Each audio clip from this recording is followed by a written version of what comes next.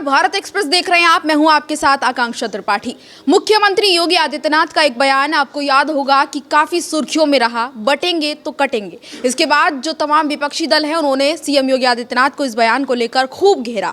अब मुख्यमंत्री योगी आदित्यनाथ ने फिर से एक ऐसी बात कह दी है जिसके बाद विपक्षी नेता जो हैं इसको लेकर सीएम को और बीजेपी को घेरते हुए नजर आ रहे हैं। साथ ही साथ सीएम के इस बयान को 2027 के एजेंडे के तौर पर भी देखा जा रहा है, क्योंकि उत्तर प्रदेश में 2027 में विधानसभा चुनाव होने हैं और ऐसे में मुख्यमंत्री योगी आदित्यनाथ ने जब बयान दिया तो ये कहा जा रहा है कि ये 2027 में विधानसभा चुनाव के एजेंडे के तौर पर सीएम ने इसको रखा है और इसी की रूपरेखा के तहत जो है आगे के चुनाव में बीजेपी जाने वाली है। क्या सीएम ने कहा वो आपको बताते हैं। आपको बता दें कि मुख्यमंत्री योगी आदित्यनाथ ने कल जो है एक जनसभा के दौरान कहा कि बाबर का जिक्र किया सीएम ने, संभल का जिक्र किया, अयोध्या का जिक्र किया और बांग्लादेश का जिक्र किया। कहा तीनों का डीएनए एक जैसा है। ऐसे में अब ये कहा जा रहा है कि 2027 में क्योंकि उत्तर प्रदेश में चुनाव है और इस तरीके से सीएम योगी आदित्यनाथ ने ये बयान देकर कहीं ना कहीं एजेंडा सेट करने की कोशिश की है। 403 सीटों पर मुख्यमंत्री योगी आदित्यनाथ ने जो बयान दिया है उसको लेकर हिंदुत्व की जो प्रयोगशाला है उसको बैठाने की कोशिश की है और जीत की हैट्रिक जो है कहीं ना कहीं कहा जा रहा है कि बीजेपी इस बयान के तहत लगाना चाहती है। क्योंकि आप देखिए, आपने देखा होगा कि जब बटेंगे कटेंगे का नारा दिया था उसके बाद भी सियासत जो है काफ़ी ज़्यादा गरमाई थी। तमाम विपक्षी दल जो है वो इस नारे के इर्द गिर्द ही घूमते हुए नजर आए थे। उस समय भी हमने देखा कि किस तरीके से समाजवादी पार्टी हो, चाहे कांग्रेस हो या चाहे मायावती की पार्टी हो, सभी इसी बयान की काट निकालने की कोशिश में जुटे हुए थे। और अब एक बार फिर सीएम योगी आदित्यनाथ ने डीएनए का यहां पर मुद्दा उठा दिया है और बांग्लादेश का जिक्र किया, संभल का जिक्र किया, अयोध्या का जिक्र किया और बाबर का जिक्र किया। आपको बता दें कि मुख्यमंत्री योगी आदित्यनाथ ने हिंदुत्व का एजेंडा सेट किया है और अयोध्या पहुंचे थे जब गुरुवार को, तब उन्होंने राम कथा पार्क में रामायण मेले के दौरान राम जी को याद किया। भगवान राम को याद करते हुए उन्होंने कहा कि भगवान राम ने हमेशा समाज को जोड़ने का काम किया है, हमेशा उन्होंने लोगों को एक करने का काम किया है। इसके साथ ही सीएम ने कहा कि याद करो 500 साल पहले बाबर के आदमी ने अयोध्या कुंभ में क्या किया था, संभल में भी यही हुआ है और बांग्लादेश में भी वही हो रहा है। इसके साथ ही सीएम ने यह भी कहा कि तीनों घटनाओं की प्रकृति और उसमें शामिल लोगों का डीएनए एक ही है। सीएम ने यह भी कहा कि हिंदू वोटों को एकजुट रहने का संदेश इस दौरान कहीं ना कहीं एक तरीके से देखा जाए तो जो बयान सीएम का है अगर उस पर आप गौर करेंगे तो आपको समझ आएगा कि मुख्यमंत्री योगी आदित्यनाथ ने साफ तौर पर तमाम जो हिंदू वोटर्स हैं उनको एकजुट होने के लिए कहा। और 2027 के चुनाव क्योंकि करीब है और बीजेपी के लिए हर कोई जानता है कि चुनाव से बहुत पहले ही तैयारियां शुरू हो जाती हैं, तो ऐसे में तमाम जो पॉलिटिकल एक्सपर्ट्स हैं वो इस तरीके से इस बयान को देख रहे हैं कहीं ना कहीं कि बीजेपी की तरफ से ये बयान इसीलिए दिया गया ताकि एक एजेंडा सेट किया जा सके। चुनाव को लेकर पहले से जो प्रिपरेशन है वो कहीं ना कहीं हिंदुत्व के मुद्दे को लेकर ही देखने को मिल रही है। इससे पहले आपको याद होगा कि जब अयोध्या में राम मंदिर बनना था तो बीजेपी ने इस मुद्दे को लगातार कई सालों तक भुनाया।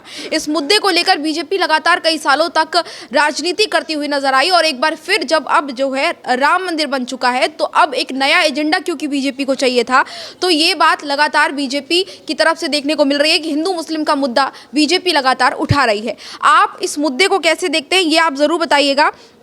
इसके साथ ही आप देखिए कि ये जो चुनाव है इसमें धर्म का कार्ड जो है बीजेपी खेलने की कोशिश कर रही है। दूसरी तरफ अगर समाजवादी पार्टी की बात करें तो समाजवादी पार्टी के पास क्या एजेंडा है, तो पीडीए का फॉर्मूला जो है समाजवादी पार्टी आगे लेकर जाएगी। क्योंकि अभी हमने हाल ही में लोकसभा चुनाव में देखा पीडीए के फॉर्मूले के साथ जो है समाजवादी पार्टी के अध्यक्ष अखिलेश यादव लगातार जनता के बीच पहुंच रहे थे और अक्सर वो पीडीए का जिक्र करते हुए नजर आ रहे थे। दलित और अल्पसंख्यक कार्ड जो है वो समाजवादी पार्टी खेल रही है क्योंकि ये जो वोटर्स हैं वो आसानी से समाजवादी पार्टी के पाले में चले जाते हैं।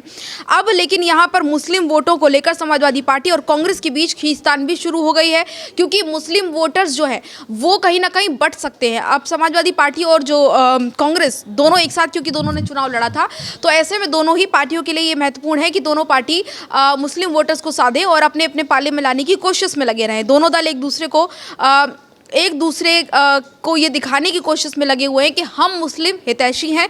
एक तरह समाजवादी पार्टी भी लगातार यही कर रही है, क्योंकि कोर वोट बैंक देखा जाए तो एमवाई फैक्टर जो है समाजवादी पार्टी का हर चुनाव में देखने को मिला।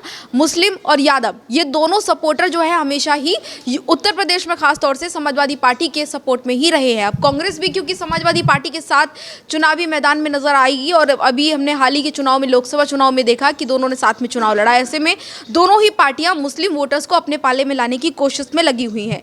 इसकी एक झलक जो है संभल को लेकर भी देखने को मिली, जब सपा के सांसद हैं धर्मेंद्र यादव, उन्होंने संभल के बहाने कांग्रेस पर हमला बोला और 4 दिसंबर को राहुल प्रियंका संभल के लिए निकल गए। और साथ ही साथ आपको बता दें कि समाजवादी पार्टी ये बिल्कुल नहीं चाहेगी कि संभल और अल्पसंख्यक के मुद्दे पर कोई भी बाजी मार जाए, क्योंकि कोर वोट बैंक जो है वो कहीं ना कहीं समाजवादी पार्टी का यही है। तो ऐसे में ये बिल्कुल भी समाजवादी पार्टी नहीं चाहेगी कि उनके हाथ से एमवाई फैक्टर जो उनका हमेशा से काम करता रहा वो हाथ से निकले। तो दोनों ही पार्टियों के बीच ये समस्या बनी हुई है। उसी बीच ये कार्ड जो है बीजेपी की तरफ से खेला गया है। इसका कितना फायदा बीजेपी को होगा ये तो आने वाले समय में पता लगेगा, लेकिन 2027 के लिए उनकी राह मुश्किल हो जाए इसके लिए बीजेपी लगातार तैयारियां कर रही है और अपना रास्ता जो है साफ करने की कोशिश भी लगातार कर रही है। इसके साथ ही आपको बता दें अखिलेश यादव जो है अल्पसंख्यकों के साथ पीडीए में शामिल एक और दलित वर्ग को आगे बढ़ा रहे हैं, और जाहिर है कि 2027 की लड़ाई जो है वो धर्म वर्सेस जो है पीडीए के बीच रहने वाली है, क्योंकि पीडीए का फॉर्मूला ही समाजवादी पार्टी लेकर चल रही है, जिसमें वो कोशिश कर रही है कि सभी लोगों को, सभी धर्मों को, सभी जातीय समीकरण को साधने की कोशिश की जाए और ये बड़ा फायदा जो है विपक्षी दल को हो और बीजेपी को चोट पहुंच सके। लेकिन बीजेपी भी रणनीति बनाने में बहुत माहिर है, और चाहे छोटा चुनाव हो चाहे बड़ा चुनाव हो, ये बात बहुत हर कोई जानता है और सबको पता है कि बीजेपी चुनाव की तैयारियां जो है वो बहुत पहले से शुरू कर देती है। और ये तो क्योंकि लोकसभा चुनाव के बाद अब विधानसभा चुनाव है, तो ऐसे में बीजेपी के लिए बहुत महत्वपूर्ण है कि 403 सीटों में से ज़्यादा सीटें बीजेपी के पाले में आए। तो ऐसे में तैयारियां जो है वो ज़ोरों शोरों से शुरू हो चुकी हैं। कहा जाता है कि बीजेपी जो है चुनाव की तैयारियां अगर मान लीजिए कि अभी लोकसभा चुनाव होने हैं तो इससे पहले ही, काफ़ी समय पहले ही शुरू कर चुकी होगी। जब लोकसभा चुनाव चल रहे थे उस समय भी यूपी में विधानसभा चुनाव की तैयारियां जो है कहीं ना कहीं शुरू हो चुकी थी। तो ये चुनाव बहुत महत्वपूर्ण होने वाला है, उसकी रूपरेखा कहीं ना कहीं कहा जा रहा है कि तैयार की जा रही है बीजेपी की तरफ से।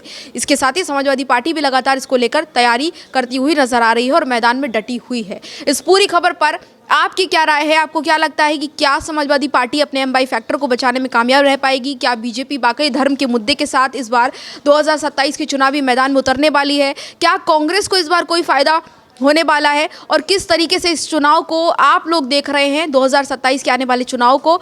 आप अपनी राय भी हमें कमेंट बॉक्स में बताइए। इसी तरह की तमाम और खबरों के लिए और तमाम और अपडेट्स के लिए देखते रहिए भारत एक्सप्रेस। फिलहाल के लिए नमस्कार।